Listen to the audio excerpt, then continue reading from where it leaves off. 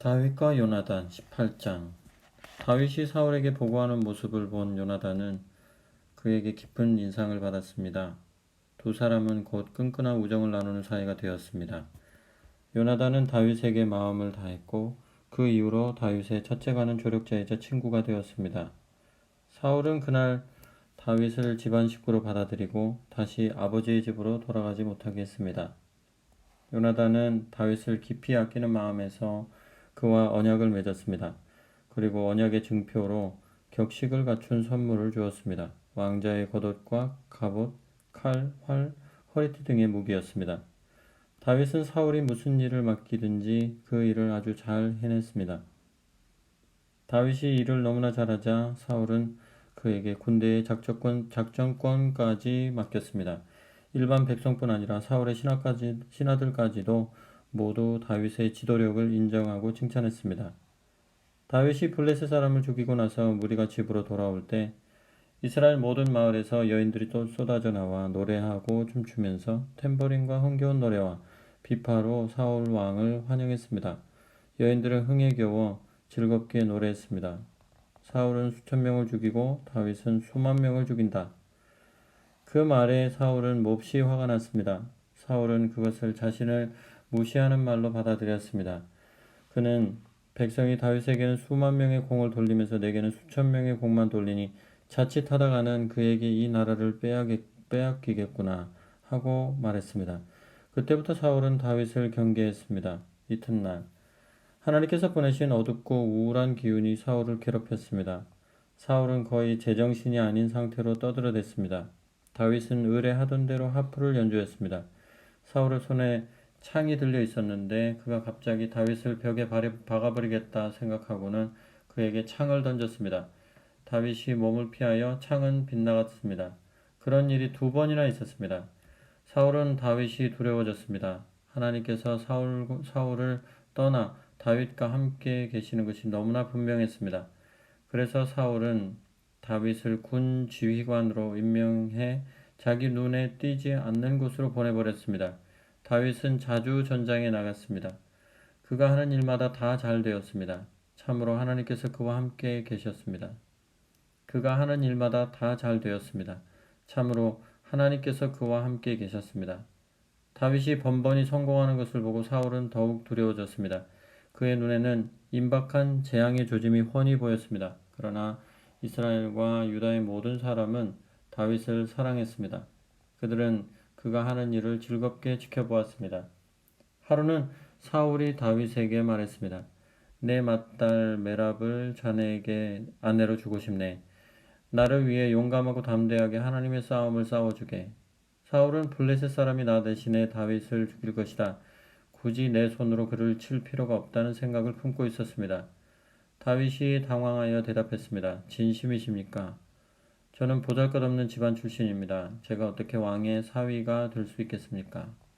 결혼식 날이 정해져 메랍과 다윗이 결혼할 날이 다가오자 사울은 약속을 어기고 메랍을 무홀랏 사람 아드리엘과 결혼을 시켰습니다. 한편 사울의 딸 미갈이 다윗을 사랑하고 있었습니다. 이것을 전해 들은 사울은 마침 잘 됐다는 듯 음흉한 미소를 지었습니다.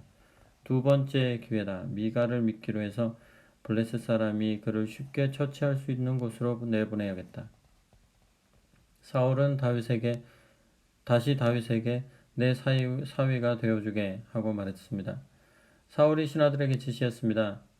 다윗을 따로 불러 왕께서 그들을 아주 좋아하고 왕궁 안의 모든 사람도 그들을 사랑하니 어서 왕의 사위가 되시오 하고 말해 주시오. 왕의 신하들이 다윗에게 그대로 전했으나 다윗은 망설였습니다. 무슨 말씀입니까? 그렇게는 못합니다. 나는 보잘것없는 사람이라 드릴 게 아무것도 없습니다. 신하들이 다윗의 반응을 보고하자 사울은 그들을 시켜 다윗에게 이렇게 말하게 했습니다. 왕께서는 그대에게 돈을 바라지 않으시오. 다만 그대가 가서 블레셋 사람 100명을 죽이고 왕을 대신해서 복수했다는 증거를 가져오기를 바라신다오. 왕의 원수들에게 원수를 갚아주시오. 이 말을 듣고서 다윗은 기뻐했습니다. 왕의 사위가 될 자격을 얻기 위해 자기가 할 수 있는 일이 생겼기 때문입니다. 그는 지체하지 않고 곧바로 나갔습니다. 다윗은 부하들과 함께 블레셋 사람 100명을 죽이고 자루에 증거를 담아와 왕 앞에 그 수를 세었습니다. 사명을 완수한 것입니다. 사울은 딸 미갈을 다윗과 결혼시켰습니다.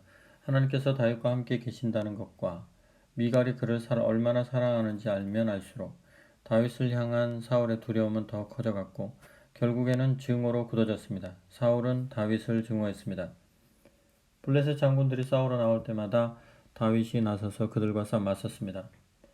그는 싸움에서 승리했고 사울의 부하들 가운데서 단연 돋보였습니다. 다윗의 이름이 모든 사람의 입에 오르내렸습니다. 19장 사울은 아들 요나단과 자기 신하들을 불러 다윗을 죽이라고 지시했습니다. 그러나 요나단은 다윗을 아꼈으므로 그를 찾아가 조심하라고 일러주었습니다. 아버지께서 자네를 죽일 방법을 찾고 있네. 그러니 이렇게 하게.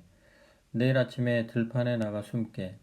자네가 숨어 있는 곳 부근으로 내가 아버지를 모시고 나가겠네. 그리고 아버지에게 자네 이야기를 할 테니 그분이 뭐라고 말씀하시는지 들어보세요. 그 후에 내가 해결책을 일러주겠네. 요나단은 아버지 앞에서 다윗 이야기를 꺼내며 그에 대해 좋게 말했습니다. 부디 다윗을 해치지 마십시오. 그가 아버지께 잘못한 일이 없지 않습니까? 지금까지 그가 행한 좋은 일들을 봐주십시오. 그는 목숨을 걸고 블레셋 사람을 죽였습니다. 그날 하나님께서 이스라엘에 얼마나 큰 승리를 주셨습니까? 아버지도 그 자리에 계셨습니다. 아버지도 보시고서 일어나 다른 모든 사람과 함께 손뼉을 치며 기뻐하셨습니다. 그런데 어째서 아무 이유도 없이 다윗을 죽여 무거운 사람에게 죄를 범할 생각을 하십니까? 사울이 요나단의 말을 듣고 말했습니다. 내 말이 옳다. 하나님께서 살아계심을 두고 맹세하는데 다윗은 살 것이다. 죽임을 당하지 않을 것이다. 요나단이 사람을 보내 다윗을 불러서 그 말을 모두 전했습니다. 그리고 다윗을 다시 사울에게 데려갔습니다. 모든 것이 전과 같아졌습니다. 다시 전장이 나자 다윗이 나가서 블레셋 사람과 싸웠습니다. 그는 블레셋을 쳐서 크게 이겼고 그들은 필사적으로 도망쳤습니다. 그런데 하나님께서 보내신 어둡고 우울한 기운이 사울을 덮쳐 그를 사로잡았습니다. 그때 사울은 손에 창을 들고 왕궁에 앉아 있었고 다윗은 음악을 연주하고 있었습니다. 갑자기 사울이 다윗에게 창을 꽂으려 했으나 다윗이 피했습니다. 창은 벽에 박혔고 다윗은 도망쳤습니다. 밤에 일어난 일이었습니다.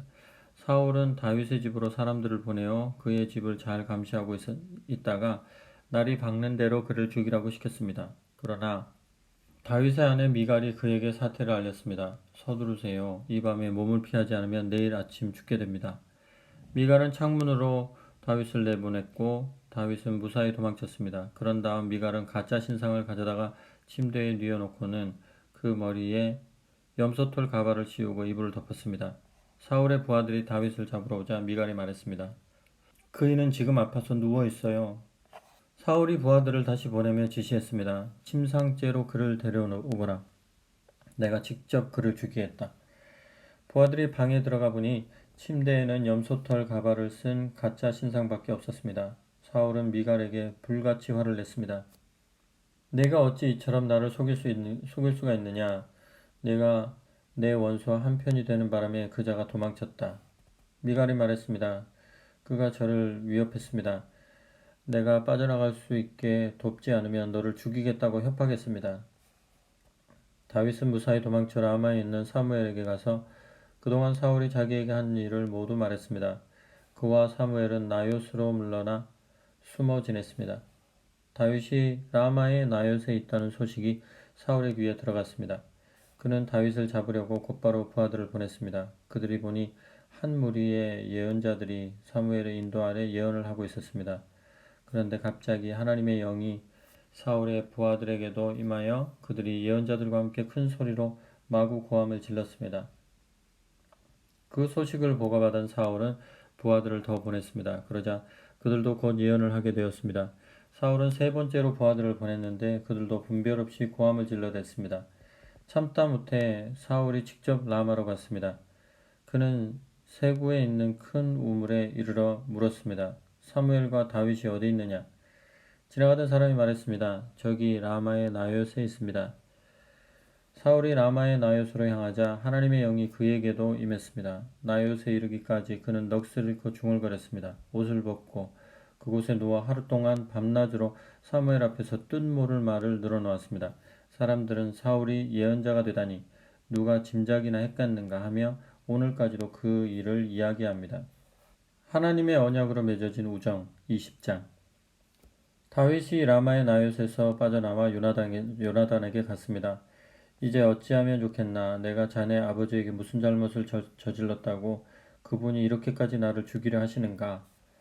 자네를 죽이시다니 그런 일은 없을 것이니. 요나단이 말했습니다. 자네는 잘못한 것이 없네. 그리고 자네는 죽지 않을 것세.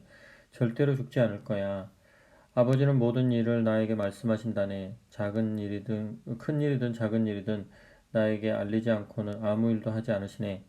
이 일이라고 해서 나 모르게 하시겠는가? 있을 수 없는 일이네. 다윗이 말했습니다. 자네 아버지는 우리가 절친한 친구 사이라는 것을 알고 계시네. 그래서 요나단이 이 일을 알아서는 안 된다. 알았다가는 다윗 편을 들 것이다 하고 생각하셨을 것이네. 하나님께서 살아계신과 지금 자네가 내 앞에 살아있음을 두고 맹세하는데 틀림없이 자네 아버지는 나를 죽이기로 작정하셨네. 요나단이 말했습니다. 자네 마음에 있는 것을 말해보게. 무엇이든 들어주겠네. 다윗이 말했습니다. 내일은 초하루네. 내가 왕과 함께 저녁 식사를 하도록 예정되어 있는 날이지. 나는 식사에 참석하지 않고 셋째 날 저녁까지 들판에 숨어 있겠네. 자네 아버지가 나를 찾으시거든 다윗이 연례 모임이 있다며 고향 베들레헴에 가서 가족과 함께 예배를 드릴 수 있겠는지 묻더군요. 하고 말씀드려주게. 자네 아버지가 좋다고 하시면 나는 무사할 것이네. 하지만 화를 내신다면 그분이 나를 죽이기로 마음먹은 것을 자네가 확실히 알게 될 것이네. 부디 마지막까지 내게 충실해주게. 자네는 나와 하나님의 언약을 맺은 사이 아닌가. 내게 잘못이 있다면 자네가 직접 나를 죽이게, 나를 자네 아버지에게 넘길 까닭이 없지 않은가. 안 될 말이네. 요나단이 소리를 높였습니다. 나는 절대로 그러지 않을 것이네. 아버지가 자네를 죽이려고 결심했다는 기미가 조금이라도 보이면 바로 자네에게 알리겠네. 다윗이 물었습니다. 자네 아버지가 호되게 꾸짖으시면 누구를 보내어 나에게 알리겠는가? 요나단이 말했습니다. 밖으로 나가지. 들판으로 가세. 둘이 들판에 있을 때 요나단이 말했습니다. 하나님, 이스라엘의 하나님께서 내 증인이시네. 내일 이맘때에 자네에 대한 아버지의 마음이 어떤지 알아내겠네. 그리고 그것을 자네에게 주겠네. 내가 만일 자네를 배반한다면 하나님께서 내게 천벌을 내리실 것세. 내 아버지가 여전히 자네를 죽이실 생각이라면 자네에게 알려 이곳에서 무사히 벗어나게 하겠네. 하나님께서 내 아버지와 함께 하셨던 것처럼 자네와 함께 하시기를 바라네. 만일 내가 이 일이 끝날 때까지 살아있다면 계속해서 내 언약의 친구가 되어주게. 내가 죽는 다음에 언약의 우정으로 내 가족을 영원히 지켜주게나. 하나님께서 마침내 이 땅에서 자네의 원수들을 없애실 때 나에 대한 의리를 지켜주게. 요나단은 다윗을 향한 사랑과 우정을 다시 한번 맹세했습니다. 그는 다윗을 자기 목숨보다 더 아꼈습니다. 요나단이 자신의 계획을 내놓았습니다. 내일은 초하루니 자네가 저녁 식사에 나타나지 않으면 다들 자네를 찾을 것이네. 사흘째가 되어 그들이 자네를 더 이상 찾지 않으면 자네는 전에 숨었던 곳으로 가서 그 큰 바위 옆에서 기다리게. 내가 바위 쪽으로 화살을 3번 쏘겠네. 그런 다음 종을 보내면서 가서 화살을 찾으라고 할 텐데 내가 종에게 화살이 이쪽에 있으니 가져오라고 외치면 자네가 무사히 돌아와도 좋다는 신호로 알게. 하나님께서 살아계심을 두고 맹세하는데 두려워할 것 하나도 없네. 그러나 내가 화살이 더 멀리 나갔다고 외치면 서둘러 도망치게. 하나님께서 자네가 여기서 벗어나기를 원하시는 것이네. 지금까지 우리가 의논한 모든 것에 대해 하나님께서 마지막까지 우리와 함께 하심을 잊지 말게. 다윗은 들판에 숨었습니다. 초하루 절기가 되자 왕이 식사를 하려고 식탁에 앉았습니다. 그는 늘 앉던 대로 벽 쪽 자리에 앉았고 요나단은 식탁 맞은편에, 아브넬은 사울 옆에 앉았습니다. 그러나 다윗의 자리는 비어 있었습니다. 그날 사울은 그것에 대해 아무 말도 하지 않았습니다. 그에게 뭔가 이상한 일이 생긴 거겠지, 아마 부정해져서 거룩한 식사를 못하는 거겠지 하고 생각했습니다. 그러나 초하루 다음 날인 명절 이틀째에도 다윗의 자리는 비어 있었습니다. 사울이 아들 요나단에게 물었습니다. 이새의 아들은 어디 있느냐? 어제도 오늘도 우리와 함께 먹지 않는구나. 요나단이 말했습니다. 다윗이 제게 베들레헴에 가게 해달라고 특별히 부탁했습니다. 고향의 가족 모임에 참석할 수 있게 해주십시오. 저의 형들이 제게 당부했습니다. 괜찮으시다면 가서 형들을 보게 해주십시오 하더군요. 그래서 이 자리에 참석하지 못한 겁니다.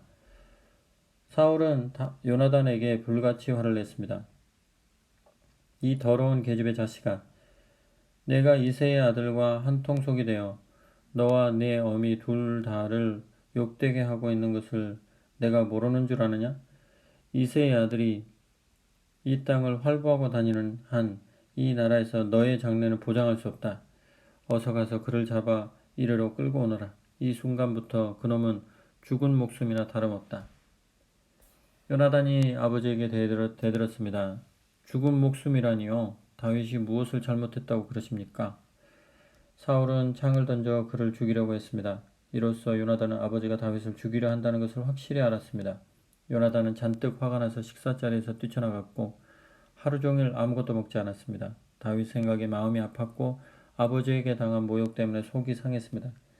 이튿날 아침 요나단은 다윗과 약속한 대로 어린 종을 데리고 들판으로 갔습니다. 그가 종에게 말했습니다. 달려가서 내가 쏘는 화살을 가져오너라. 어린 종이 달려가자 요나단은 그 종보다 한참 앞쪽으로 화살을 쏘았습니다. 어린 종이 화살이 날아간 곳에 이르자 요나단은 화살이 더 멀리 나가지 않았느냐고 외쳤습니다. 그러면서 어서 서둘러라. 거기 그냥 서 있지 말고 하고 외쳤습니다. 요나단의 어린 종은 화살을 주어 주인에게 가져왔습니다. 그러나 그 어린 종은 무슨 일인지 전혀 몰랐습니다. 오직 요나단과 다윗만이 그 일을 알았습니다. 요나단은 화살집과 활을 어린 종에게 주어 성읍으로 돌려보냈습니다. 종이 가고 나자 다윗은 숨어있던 바위 옆에서 일어섰다가 얼굴을 땅에 대고 엎드렸습니다. 그렇게 그는 3번 절했습니다. 그러고 나서 그들은 친구와 친구로 서로 입을 맞추고 울었는데 다윗이 더 서럽게 울었습니다. 요나단이 말했습니다. 평안히 가게 하나님께서 나와 자네 사이에 내 자녀와 자네 자녀 사이에 영원한 보증이 되실 것이네. 우리 둘은 하나님의 이름으로 우정을 맹세하지 않았나. 다윗이 사울을 피하여 도망치다. 21장. 다윗은 길을 떠나고 요나단은 성읍으로 돌아갔습니다. 다윗은 노베에 있는 제사장 아히멜렉에게 갔습니다. 아히멜렉이 나와서 다윗을 맞으며 크게 놀랐습니다. 일행도 없이 혼자 오다니 대체 무슨 일입니까? 다윗은 제사장 아히멜렉에게 대답했습니다. 왕이 내게 임무를 맡겨 보내시면서 이것은 중요한 비밀이니 아무에게도 알리지 말라고 엄명을 내리셨습니다. 내 부하들과 정해진 장소에서 만나기로 했습니다. 이곳에 먹을 것이 좀 있습니까? 빵 5덩이 정도 구할 수 있는지요? 무엇이든지 있는 대로 주십시오. 제사장이 말했습니다. 보통 빵은 없고 거룩한 빵만 있습니다. 그대의 부하들이 며칠 사이에 여자와 잠자리 한 적이 없다면 가져가다 좋습니다. 다윗이 말했습니다. 우리 가운데 누군도 여자를 가까이 하지 않았습니다. 나는 임무를 수행할 때면 부하들이 여자와 잠자리를 하지 못하게 합니다. 보통 임무를 맡을 때도 그렇게 하는데 이번 거룩한 임무에는 말할 것도 없지요. 그래서 제사장은 거룩한 빵을 내주었습니다. 그것은 새 빵을 차려놓으면서 하나님 앞에서 물려낸 임재의 빵이었는데 그에게 있는 음식이 그것뿐이었기 때문입니다. 사울의 신하 가운데 한 사람이 그날 서원을 지키려고 그곳에 있었는데 그는 에돔 사람 도액으로 사울의 목자 가운데 우두머리였습니다. 다윗이 아히멜렉에게 물었습니다. 이곳에 혹시 창이나 칼이 있습니까? 왕의 명령이 너무 급해서 서둘러 떠나느라 무기를 챙길 겨를이 없었습니다. 제사장이 말했습니다. 그대가 상수리나무 골짜기에서 죽인 블레셋 사람 골리앗의 칼이 여기 있습니다. 천에 싸서 에봇 뒤에 두었습니다. 갖고 싶으면 가져가십시오. 그것 말고 다른 무기는 없습니다. 다윗이 말했습니다. 그만한 칼이 또 어디 또 있겠습니까? 그것을 저에게 주십시오. 그 말을 마지막으로 다윗은 그곳을 급히 빠져나와 사울을 피해 필사적으로 도망쳤습니다. 그는 가드왕 아기스에게 갔습니다. 아기스의 신하들이 그를 보고 말했습니다. 이 자는 그 유명한 다윗이 아닙니까? 사람들이 춤추면서 노래했던 그 사람 말입니다. 사울은 수천 명을 죽이고 다윗은 수만 명을 죽인다. 다윗은 자신의 정체가 들통난 것을 알고 당황했습니다. 그는 가드왕 아기스에게 최악의 일을 당할까 두려웠습니다. 그래서 그들이 보는 앞에서 미친 척하며 머리를 성문에 찍고 나서 입에 거품을 물고 수염에 침을 흘렸습니다. 아기스가 그 모습을 보고 신하들에게 말했습니다. 미친 자인 줄 보면 모르느냐? 너희가 어째서 이 자를 이곳에 두렸느냐? 내가 참고 견뎌야 할 미친 자들이 부족해서 하나를 더 데려왔느냐? 이 자를 당장 내쫓아라.